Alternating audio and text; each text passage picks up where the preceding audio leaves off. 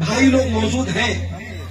تو اس آدمی کے جو بچے ہیں وہ اپنے دادا کی پراپرٹی کے وارث نہیں،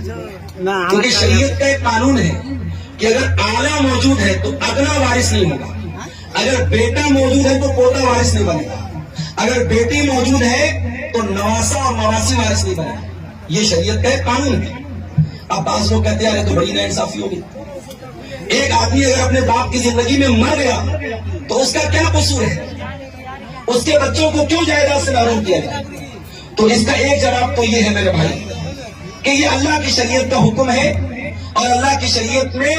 جو حکم بتایا جائے لا یسأل عما یفعل، اللہ تعالیٰ کے کاموں کے بارے میں ہمیں پوچھنے کا کوئی ادھیکار نہیں ہے،